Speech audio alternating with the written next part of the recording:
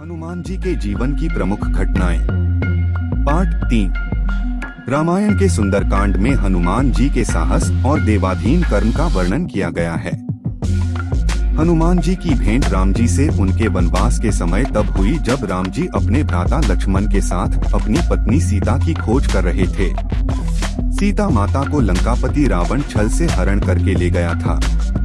सीता जी को खोजते हुए दोनों भ्राता शिमुख पर्वत के समीप पहुंच गए, जहां सुग्रीव अपने अनुयायियों के साथ अपने ज्येष्ठ भ्राता बाली से छिपकर रहते थे। वानरराज बाली ने अपने छोटे भ्राता सुग्रीव को एक गंभीर मिथ्याबोध के चलते अपने साम्राज्य से बाहर निकाल दिया था और वो किसी भी तरह से सुग्रीव के तर्क को सुनने के लिए तैयार नहीं था। साथ ही बाली ने सुग्रीव की पत्नी को भी अपने पास बलपूर्वक रखा हुआ था। राम और लक्ष्मण को आता देख सुग्रीव ने हनुमान को उनका परिचय जानने के लिए भेजा। हनुमान एक ब्राह्मण के वेश में उनके समीप गए। हनुमान के मुख से प्रथम शब्द सुनते ही श्री राम ने लक्ष्मण से कहा कि कोई भी बिना वेद पुराण को जाने ऐसा नहीं बोल सकता जैसा इस ब्राह्मण ने बोला। राम जी को उस ब्राह्मण के मुख, नेत्र, माथा, भौह या अन्य किसी भी शारीरिक संरचना से कुछ भी मिथ्या प्रतीत नहीं हुआ। राम जी ने लक्ष्मण से कहा कि इस ब्राह्मण के मंत्रमुग्ध उच्चारण को सुनके तो शत्रु भी अस्त्र त्याग देगा। उन्होंने ब्राह्मण की और प्रसन्नता करते हुए कहा कि वो नरेश राजा निःसंकोच ही सफल होगा जिसके पास ऐसा गुप्तचर होगा। श्री राम के मुख से इन सब बातों को सुनकर हनुमान जी ने अपना वास्तविक रूप धारण किया और श्री राम के चरणों में नतमस्तक हो गए। श्री राम ने उन्हें उठाकर अपने हृदय से लगा लिया। उसी दिन एक भक्त और भगवान का हनुमान और प्रभु राम के रूप में अटूट और अनश्वर मिलन हुआ।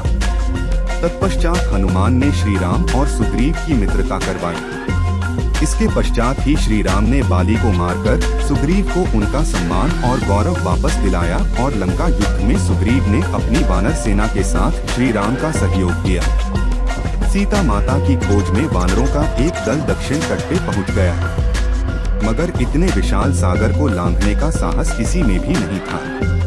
स्वयं हनुमान भी बहुत चिंतित थे कि कैसे इस समस्या का समाधान निकाला जाए। उसी समय जामवंत और बाकी अन्य वानरों ने हनुमान को उनकी अद्भुत शक्तियों का स्मरण कराया।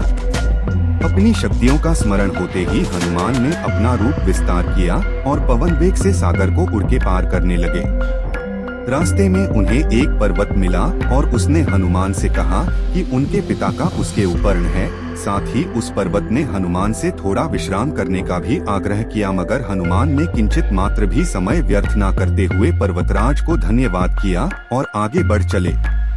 आगे चलकर उन्हें एक राक्षसी मिली जिसने की उन्हें अपने मुख में घुसने की चुनौती दी।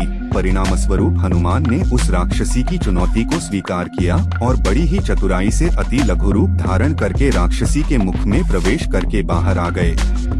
अंत में उस राक्षसी ने संकोच पूर्वक ये स्वीकार किया कि वो उनकी बुद्धिमत्ता की परीक्षा ले रही थी। आखिरकार हनुमान सागर पार करके लंका पहुँचे और लंका की शोभा और सुंदरता को देखकर आश्चर्यचकित रह गए और उनके मन में इस बात का दुख भी हुआ कि यदि रावण नहीं माना तो इतनी सुंदर लंका का सर्वनाश हो जाएगा। तत्पश्चात हनुमान ने अशोक वाटिका में सीता जी को देखा और उनको अपना परिचय बताया। साथ ही उन्होंने माता सीता को सांत्वना दी और साथ ही वापस प्रभु श्री राम के पास साथ चलने का आग्रह भी किया, मगर माता सीता ने ये कहकर अस्वीकार कर दिया कि ऐसा होने पर श्री राम के पुरुषार्थ को ठेस पहुंचेगी। हनुमान ने माता सीता को प्रभु श्री राम के संदेश का ऐसे वर्णन किया जैसे कोई महान ज्ञानी लोगों को ईश्वर की महानता के बारे में बताता है। माता सीता से मिलने के पश्चात हनुमान प्रतिशोध लेने के लिए लंका को तहस-नहस करने लगे। उनको बंदी बनाने के लिए रावण पुत्र मेघनाद इंद्रजीत ने ब्रह्मास्त्र का प्रयोग किया। ब्रह्मा जी का सम्मान करते हुए हनुमान ने स्वयं को ब्रह्मास्त्र के बंधन में बंधने दिया। साथ ही उन्होंने विचार किया कि इस अवसर का लाभ उठाकर वो लंका के विख्यात रावण से मिल भी लेंगे और उसकी शक्ति का अनुमान भी लगा लेंगे। इन्हीं सब बातों को सोचकर हनुमान ने स्वयं को रावण के समक्ष बंदी बनकर उपस्थित होने दिया।